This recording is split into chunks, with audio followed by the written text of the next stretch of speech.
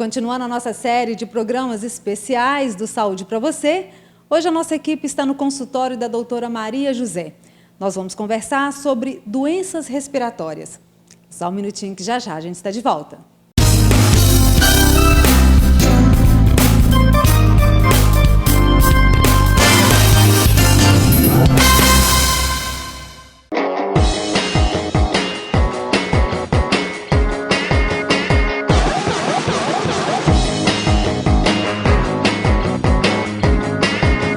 Doctum TV, online 24 horas. Ok, já estamos de volta com o programa Saúde para Você. Hoje, então, no consultório da doutora Maria José, vamos conversar com ela sobre doenças respiratórias. Olá, doutora. Obrigada aí por receber a nossa equipe no seu consultório. Obrigada. Gente, a doutora Maria José já está com a gente há muito tempo, já é parceira do programa, né? Muitos Eu anos. que há 20 anos aí fazendo programa de saúde, há 4 anos fazendo saúde para você. Obrigada por receber a gente aí, por essa parceria de tanto tempo, doutora. Obrigada a vocês pela visita, né? Doutora, vamos lá então. Vamos ver o que a gente tem de dica para hoje no nosso programa. É o tema doenças respiratórias. Maria José, quais são as principais doenças respiratórias? Bom, assim, eu posso dizer em relação à minha experiência clínica, né? Assim, aqui no meu consultório, a grande maioria das vezes os pacientes me procuram porque são asmáticos. Então, de longe, a asma bronquial é a doença mais frequente aqui na minha prática clínica de consultório diariamente, né? Além da asma, existem outras patologias respiratórias que de consultório são mais frequentes. Uma delas é o DPOC, que é doença pulmonar obstrutiva ocasionada pelo tabagismo, né? Junto dele vem às vezes o tabagismo, aquele paciente que procura para tratar, né? Fazer tratamento para parar de fumar. E nesse caso, às vezes, estão associadas as duas coisas. Fora isso, são as doenças infecciosas, né? Tem um período sazonal que elas acontecem com mais frequência, né? As infecções respiratórias, mais durante o inverno, associadas às vezes às infecções bacterianas, né? Sinusite, pneumonia, que vão, na verdade, estar, às vezes, associadas a outras patologias, inclusive as mais frequentes, a asma e a DPOC.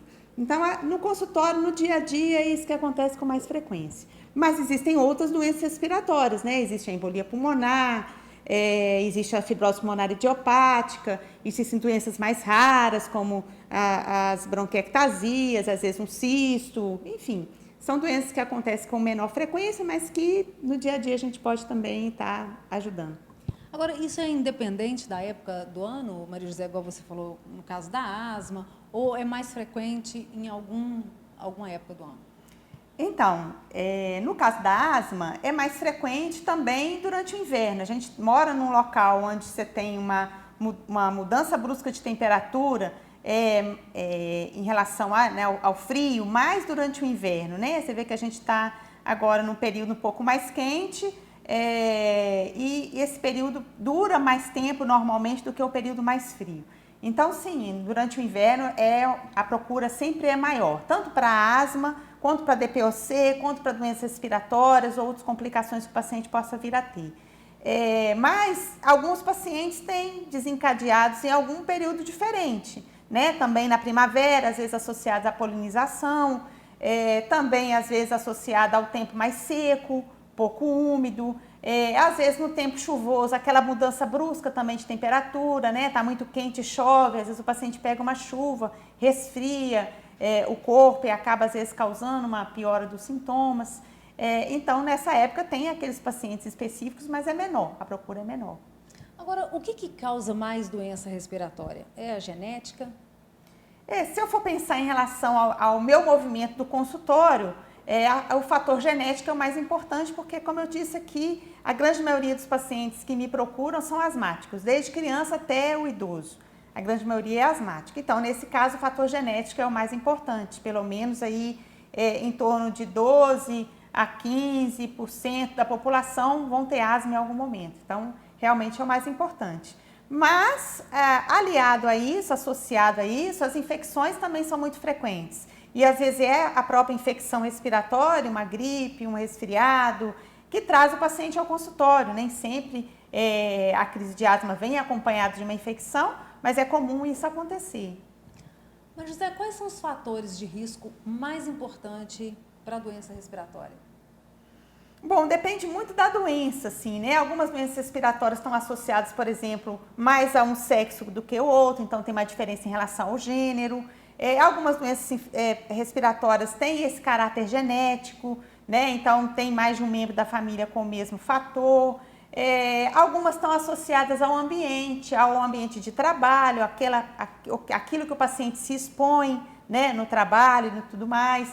Outras associadas ao tabagismo, as condições, né, ambientais que o paciente vive, né? Então, associado ao tabagismo, por exemplo, tem aquele paciente que usa fogão a lenha e está exposto à fumaça da lenha. Então, são fatores tão múltiplos, tão diversos, que eu não vou conseguir resumir aqui o que seria mais importante, né? Obviamente que em determinadas patologias, como a asma, são mais conhecidos, né? A poeira, alergia, às vezes, a ácaro, a grande maioria tem, então fica mais conhecida, fica mais fácil de reconhecer. Mas algumas doenças menos prováveis, elas acabam tendo, às vezes, fatores de risco que a pessoa desconhece, né? Por exemplo, a embolia pulmonar, o fator de risco, às vezes, também é genético, mas tem os fatores externos, o tabagismo, às vezes, lesão vascular causada pelo tabagismo, uso de anticoncepcional. Então, são uma soma de fatores que vão ali definir aquela predisposição a determinada patologia. José, o cigarro ainda é um fator de risco importante? Ainda causa muitas doenças respiratórias? Ainda tem muitos fumantes, vamos dizer assim? O número diminuiu bastante, segundo a Organização Mundial de Saúde, né? Existe até aquilo que a gente chama de Convenção Quadro, que é uma convenção mundial para algumas resoluções que foram tomadas para que os países prossigam esse movimento, né, de prevenção, justamente para reduzir o uso do tabaco, né? Mas a indústria tabageira ainda é muito forte. Então, mesmo que com essa convenção, você vê que aqui no nosso país a gente tem alguns fatores preventivos, por exemplo, o cigarro vem lá com as mensagens anti-câncer, anti-tabagismo, né, demonstradas ali no papelzinho, mas ainda assim é muito fácil de comprar, né? Ainda assim não há um controle, uma fiscalização para saber se está vendendo de repente para menor de 18 anos, né? Então ainda é muito falho. Então existe sim essa preocupação, ainda é um fator dos fatores de risco evitáveis, o mais provável, tanto para doença respiratória quanto para câncer, doença cardiovascular. O tabagismo ainda é um problema. O fumante passivo, ele corre o mesmo risco, Maria José? Não, o fumante passivo, na verdade, ele tem alguns fatores importantes associados, principalmente quando ele já tem alguma doença respiratória associada, como asma, né, alergia respiratória, mas ele não inala aquela fumaça em combustão. Então, a lesão celular causada pelo tabaco, por exemplo, para câncer de pulmão, não é a mesma daquela lesão causada pela inalação de fumaça fria, né? Existem algumas especulações em relação ao não tabagismo associado, por exemplo, a alguns tipos de câncer de pulmão, mas não se tem isso como fator de risco tão primário, por exemplo, como num carcinoma epidermoide, que é causado pelo tabagismo, né? Então, dificilmente você consegue demonstrar que aquilo ali realmente seja um fator de risco com alguma relevância, quando isoladamente. Então, às vezes o paciente tem uma história de não fumante, mas fumante passivo, teve um câncer de pulmão, que não é um carcinoma epidermoide, obviamente, por exemplo, um adenocarcinoma, mas ele tem uma história familiar, genética para câncer, né? Então, esse paciente tem outros fatores que vão influenciar e não é especificamente um só. Ok. O Programa Saúde para Você vai para um pequeno intervalo. Voltamos já.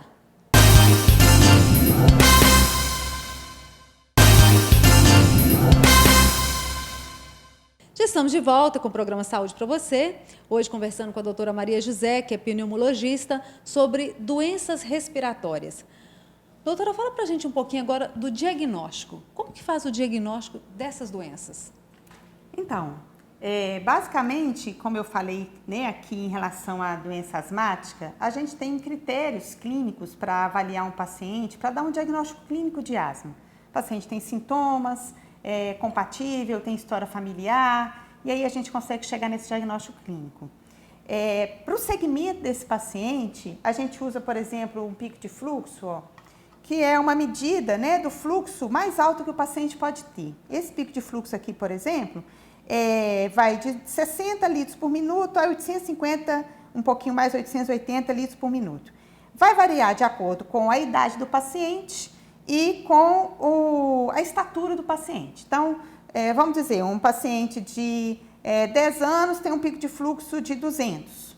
Quando ele chega aqui e volta aos 15 anos, eu já tenho paciente aqui de 18 anos que trata comigo, vamos dizer que ele esteja com 15 anos, como ele aumentou de estatura, ele pulou o pico de fluxo dele para 400. Então, esse valor acaba sendo um valor relativo à normalidade daquele paciente. Para isso, a gente tem uma tabela. Essa tabela aqui, a gente consegue avaliar qual é a idade, qual é o pico de fluxo ideal para esse paciente, e quando ele varia nesse valor, né, o melhor dele é 400. Mas hoje ele veio no consultório em crise, está soprando só 150. Eu consigo avaliar a gravidade daquela crise através dessa medida de pico de fluxo. Então, todo paciente que vem, seja ele inicial, ainda sem diagnóstico prévio, seja ele aquele paciente asmático já meu aqui de muitos anos, ele vai medir o pico de fluxo pelo menos uma vez na consulta. Isso, na verdade, de uma forma ideal, é usada pelo próprio paciente em casa. Né? Nos Estados Unidos, o paciente tem esse aparelhinho, ele sopra de manhã, sopra à tarde, sopra à noite e ele mesmo avalia essa variação. Quando há uma variação muito grande, aí é um sinal de que de repente ele precisa procurar o médico dele, porque de repente aquela medicação de manutenção, que a gente tem diversas possibilidades, né, diversos aparelhinhos aqui, dispositivos para o paciente inalar o remédio, de repente ela não está fazendo mais o efeito. Então, o que acontece, né? O paciente que é um paciente normal, que tem um pico de fluxo normal, ele tem um brônquio que está dilatado, que está relaxado, não tem secreção aqui dentro, a mucosa está limpinha, o fluxo passa normal, quando ele sopra, ele consegue atingir ali o máximo do pico de fluxo.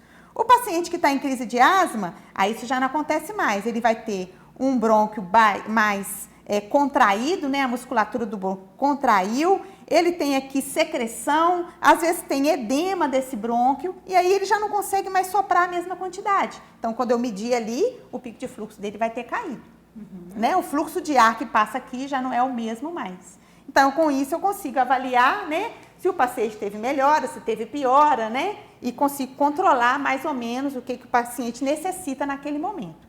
Então, isso aqui a gente utiliza basicamente para o paciente asmático, mas existem outros dispositivos. Tem, por exemplo, a espirometria, que eu posso te mostrar também. A espirometria já é um exame mais elaborado, onde além de conseguir medir o fluxo de ar, eu consigo também medir a capacidade pulmonar em relação à capacidade vital do paciente, que é o quê? É o somatório da capacidade expiratória máxima e inspiratória máxima.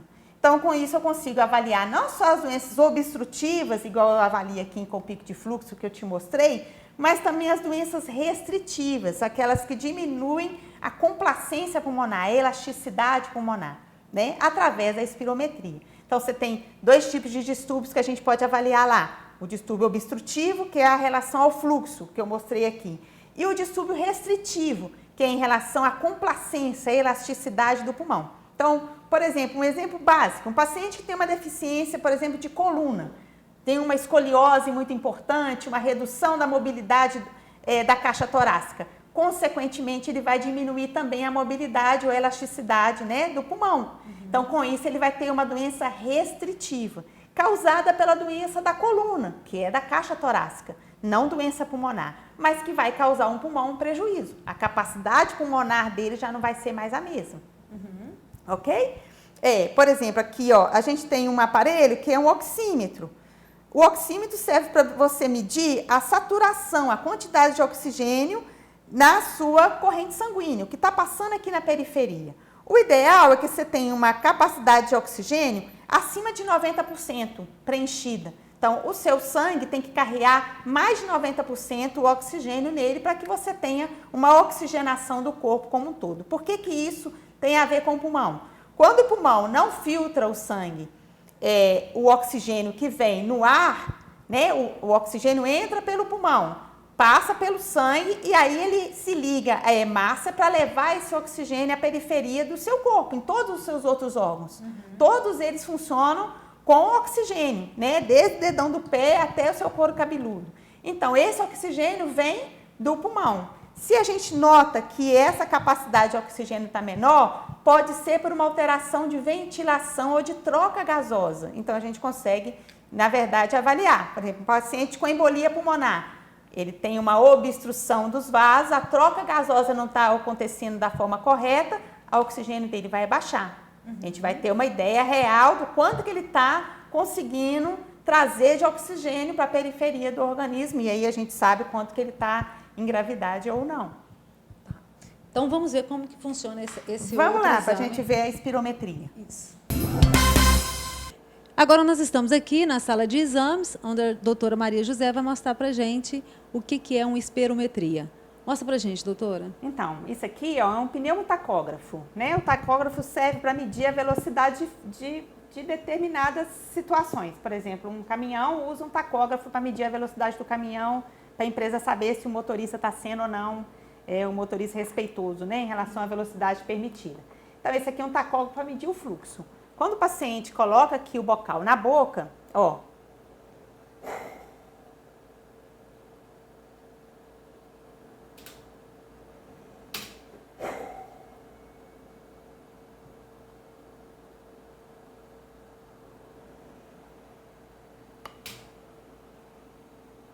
então, eu consigo medir o fluxo de ar desse paciente. Então, ele me deu ali, além da medida de fluxo de ar, vou mostrar para vocês aqui na parte já de interpretação, além da medida de fluxo de ar, que são todas essas medidas aqui, ó, ele também me dá a minha medida de capacidade vital, que eu tinha falado lá na outra sala, que é na verdade, o somatório entre uma inspiração máxima e uma expiração máxima. Então, ó, eu faço a inspiração, encho o pulmão de ar, sopro, ele vai formar essa curva, aonde eu consigo ir até o máximo da minha expiração, ou seja, até o máximo que eu consigo esvaziar o meu pulmão, e aí novamente eu peço o paciente para encher o pulmão de ar, fazendo novamente a curva inspiratória, que é essa que está aqui abaixo do zero aqui nessa curva. Então, se vocês observarem, tem vários pontinhos cor-de-rosa aqui que já me indicam quando o paciente está acima do valor limite para a idade dele ou se ele está abaixo desse valor limite para a idade dele. É normal que 90% da minha capacidade vital, desse volume inspiratório e expiratório máximo, eu consiga, na 90% da expiração, já ter esse volume expirado. Então, no primeiro volume de fluxo aqui, eu deveria ter 90% desse volume expirado. Então, vocês notam aqui, por exemplo, que para a minha idade poderia ser 3 litros e 6, né? Na verdade, aqui é fictício, na verdade é minha irmã. Mas o meu valor predito seria 3,680, 3,6, eu sopro 3,680. Então, para a minha idade, para a minha estatura, eu estou mais ou menos 120% daquele valor que seria ideal. Então, eu estou acima desse valor de fluxo. Se eu conseguir avaliar 90% do primeiro momento de fluxo, primeiro e segundo, também muito próximo desse valor, aí eu consigo avaliar que o paciente provavelmente não tem uma doença obstrutiva. Ou ela pode aparecer no finalzinho do fluxo, desse fluxo expiratório final aqui, em torno de 25% a 75% da curva, que acontece mais ou menos no finalzinho da expiração. Já nas doenças restritivas, eu tenho fluxo normal, às vezes próximo de 100% ou muito próximo de 90%, mas a minha capacidade vital, o tamanho do meu pulmão está reduzido. Então, você tem outras variações aqui que você pode avaliar nesse sentido. Então, você tem aqui, por exemplo, a capacidade vital lenta, onde eu consigo também fazer uma inspiração máxima e uma expiração máxima para que esse paciente possa medir a sua capacidade vital de uma forma não forçada, que essa forma que eu expliquei primeiro é uma forma forçada. E você ainda tem aqui a medida de ventilação voluntária, onde, por exemplo, você pode medir o volume corrente do paciente. Então, isso serve para diagnosticar as doenças né, que podem acometer o pulmão, seja do grupo obstrutivo, como DPOC, bronquiectasia, asma, bronquiolite, enfim, seja do gênero restritivo, como, por exemplo, a fibrose pulmonar idiopática, as doenças do colágeno, as doenças por hipersensibilidade, que dão alteração de restrição, de diminuição do volume pulmonar. Como a que eu dei o exemplo lá, por exemplo, da redução da mobilidade da caixa torácica, né? Enfim, que vão causar as doenças restritivas. Você pode ter doenças que têm os dois distúrbios juntos, que a gente chama de distúrbio misto. Você tem a doença obstrutiva, mas também você tem uma doença restritiva. Você pode avaliar, por exemplo, aquele paciente que fez uma lobectomia, uma retirada de um lobo pulmonar, uma pneumectomia, né? Então, pré-operatório de paciente que vai ser submetido à ressecção pulmonar, seja ela parcial ou de um pulmão inteiro, para saber se o paciente tem um volume pulmonar que permita ele ter uma sobrevida com um pulmão só. Então, isso depende também da avaliação dessa capacidade pulmonar. Cirurgias, por exemplo, para gastroplastia, para redução do estômago, também necessitam da espirometria, porque o paciente tem uma cirurgia logo na base, né, infradiafragmática, então precisa saber se o pulmão está funcionando normalmente. E até nas situações onde o paciente está normal. O atleta, por exemplo, que quer medir sua capacidade pulmonar, quer avaliar se tem ou não resposta ao bronquidilatador, né? Para os atletas que são asmáticos, isso aqui é muito importante. Então, é uma forma de você diagnosticar e de acompanhar. Geralmente, o paciente que já tem uma doença, seja ela restritiva ou obstrutiva, ele faz o exame de 6 em 6 meses ou de ano em ano para avaliar a piora, melhora ou estabilidade da doença. Tá aí, bacana, né? A gente vê na prática, né? Como funciona acontece esses exames, né? A gente tem falado, você tem falado muito no nosso programa, é bacana a gente ver isso. Agradeço a sua participação mais uma vez aí no nosso programa. Obrigada a vocês pela presença. Tá, então, mais uma dica do programa Saúde para você. Até o próximo programa.